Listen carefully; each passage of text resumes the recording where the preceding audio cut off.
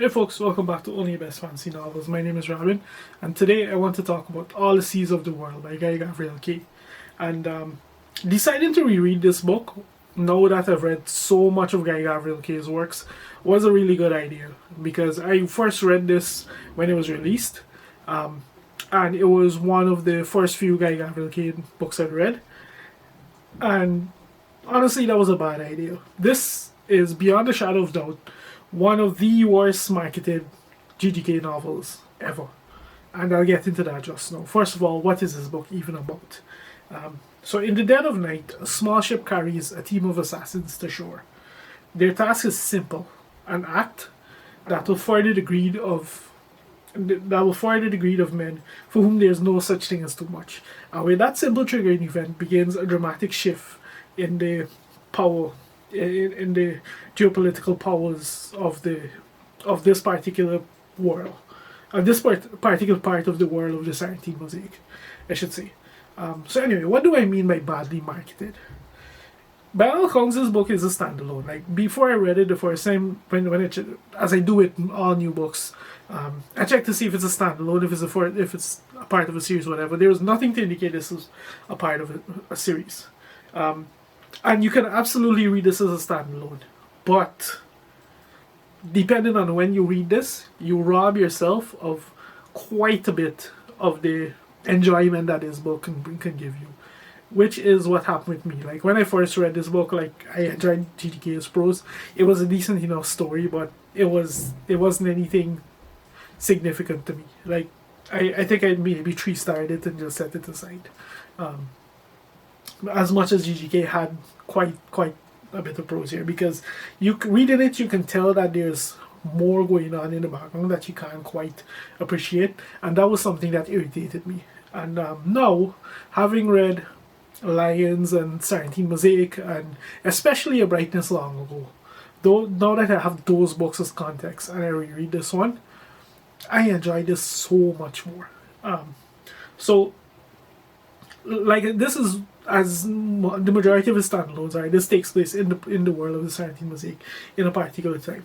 What's not spoken about as often is the fact that this book is almost a direct sequel to A Brightness Long Ago, and those two books really should be marketed as a duology, because they effectively function as a duology as far as I care. Like, this book contains heavy spoilers for the events of A Brightness Long Ago, from the mere fact of knowing who survives, because this book takes place very shortly after the events of that book. I think with maybe 2 or 3 years in world time between them. It also technically takes place around the same time as Children of Earth and Sky, but you can read Children of Earth and Sky afterwards. Like, the ties to that book are very light as compared to how heavily this book is tied into A Brightness Long Ago. Anyway, rant over. Long story short, read this book after you read A Brightness Long Ago, and furthermore, read the pair of them after you've read more of GGK's older works like Lines of Alassane, The Sarantine Mosaic, and so.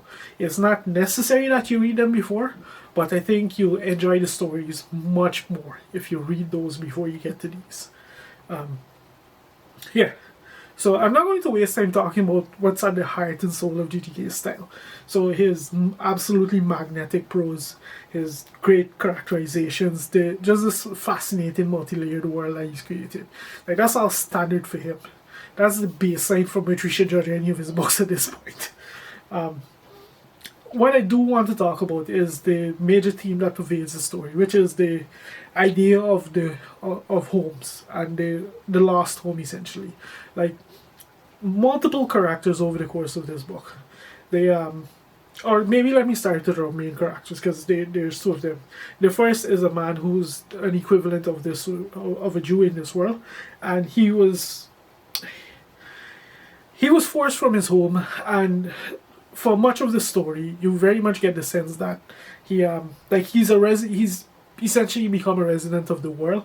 He travels from place to place. He's comfortable in many places. He's been offered a home in multiple places across this world, but none of them quite feel like home to him. Then we have the second main character, who was a young girl who was her farm was raided and she was basically kidnapped and sold into slavery. And as a result of that, like her home still exists in a certain way, but due to that event, she feels completely disconnected from it. She feels that if she were to return, she would not be accepted into that society, that way of life. And in addition to that, given the life that she's led, like she's after managing to effect her escape from slavery, and so she wouldn't quite fit in that world in the way she would have if she'd never been taken away from it. So that's just the two main characters and the way that they play with this team. Over the course of this novel, there's multiple different characters who also play with this. From a child who's on a desperate ride to get back home, a pair of farmers who make a choice to who they appear for a very very short scene, but the scene, it really drilled itself into mind because they had to make a choice to secure themselves in what they want, in where they want their home to be. We have another secondary character who appears multiple times throughout the book, who like she's managed to acquire quite a bit of wealth for herself over the course of her life, and she's using this wealth for her people, to find her people, to get her people to safety, to get her people security, and to allow them to put down roots and regain this sense of home, and that kind of thing. Like it's very much something that plays that you see play out in, as with all GGK's books, where he has a particular team that he's playing with. Multiple characters deal with the team in multiple different ways. And that's kind of part of the fun of reading it and just enjoying what's going on in this book.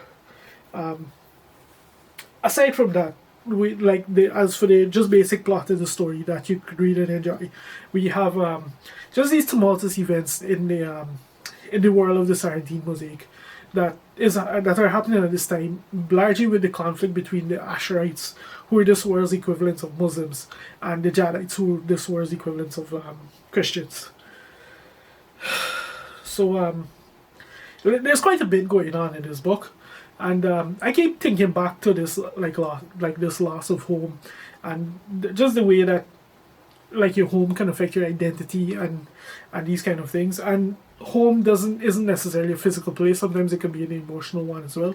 Like, I'm very much an immigrant, and when you're an immigrant and you decide to migrate to somewhere new, for whatever reason you have to migrate, like these kind of things tend to weigh on you a little more, knowing that you can't necessarily be there with family or for family if you've left any family behind, or just finding yourself in new surroundings, new environments with new people, and having to essentially change your way of life, change the way you are, often parts of your identity, the way you these different things, like all of that is kind of baked into it here. So this is very much a theme that I feel will resonate with readers from that particular demographic.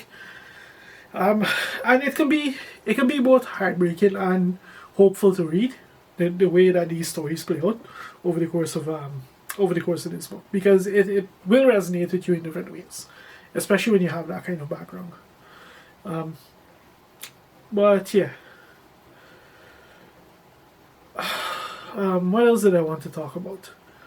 I think I hit all the major points I wanted to talk about, like the ties this book has with Brightness Long Ago, the fact that I think you really shouldn't read this or Brightness Long Ago before you've read more of the more of GTK's older works, where he kind of establishes this world. It's not that you can't do it, it's just that I think you would get more.